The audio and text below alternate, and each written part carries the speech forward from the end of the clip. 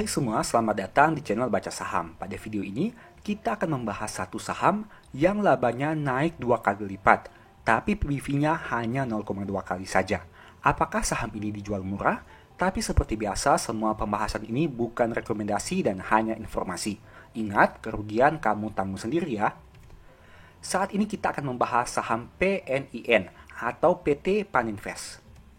Nah, teman-teman bisa baca di sini bahwa perusahaan didirikan pada tanggal 24 Oktober tahun 1973 dan bermaksud menjalankan usaha di bidang asuransi kerugian. Pada tahun 1983, PT Pan Union Insurance melakukan penawaran umum saham perdana atau IPO dan berubah namanya menjadi PT Panin Insurance di tahun 1992. Kita lihat sekilas untuk jejak perusahaan, di mana pada tahun 1973 ini didirikan, tahun 1983 IPO, 1992 mengalami perubahan nama, 1997 mengalami peningkatan modal disetor melalui penawaran umum terbatas, dan pada tahun 2001 hingga 2007 melakukan pembukaan kantor pemasaran di beberapa kota. Kita lihat sekilas untuk struktur pemegang sahamnya seperti pada tampilan di bawah ini. Kemudian kita bahas dari probabilitas setiap bulannya. Ternyata saham ini cenderung mengalami peningkatan pada bulan Februari dan April dengan probabilitas 70%. Sebaliknya pada bulan Juli, saham ini tidak pernah mengalami peningkatan dalam 9 tahun terakhir. Dan saat video ini dibuat, harga sahamnya masih turun sekitar 10,8% selama tahun 2023. Sekarang kita bahas laporan keuangan 31 Desember tahun 2022 yang dinyatakan dalam jutaan rupiah.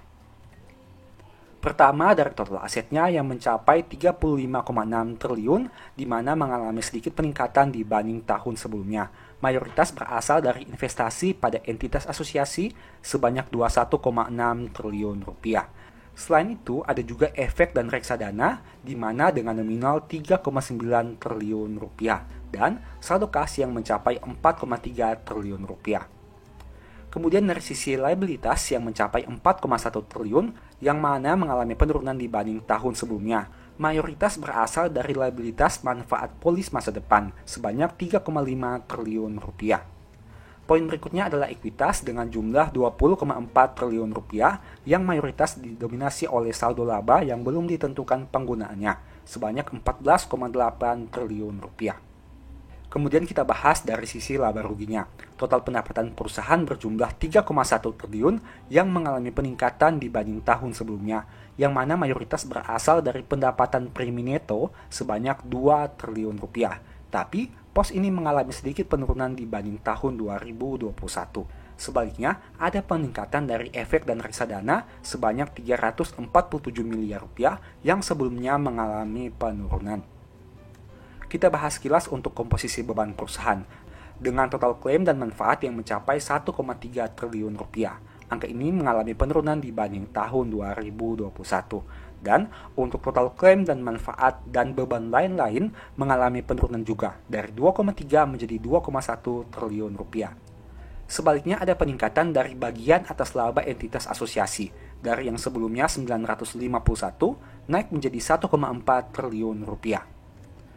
Nah, kita lihat dampaknya terhadap laba neto tahun berjalan. Labanya naik dari 819 menjadi 1,6 triliun rupiah di tahun 2022. Sekarang kita bahas untuk aspek historical EPS. Di tahun 2022, perusahaan mencetak EPS tertinggi dalam 4 tahun terakhir, di mana labanya berlipat ganda dibanding tahun 2021.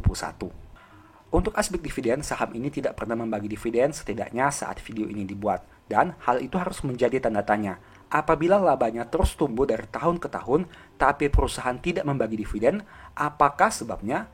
Apakah perusahaan itu pelit? Apakah manajemennya tidak berpihak kepada pemegang saham? Apakah labanya digunakan untuk peningkatan operasional? Atau ada maksud tersembunyi? Nah, untuk PER-nya sekitar 2,7 dengan PBV 0,22 kali. Book value per share-nya berjumlah 5.031, tapi saham ini hanya dijual dengan angka 1.100 saja. NPM 36 dengan ROE 8%. Angka NPM dan ROE tidak sejalan sehingga teman-teman harus analisa lagi.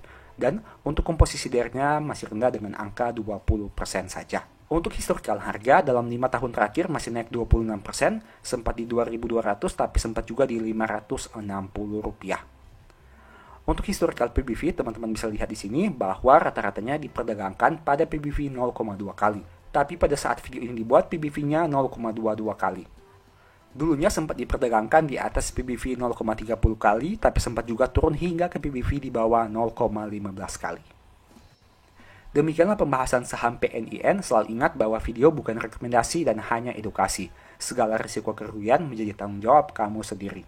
Apabila kamu tertarik mempelajari analisa laporan keuangan dengan lebih detail, mungkin ebook ini bisa membantu. Di sini banyak pembahasan, mulai dari analisa neraca hingga ke analisa arus kas yang disajikan point by point.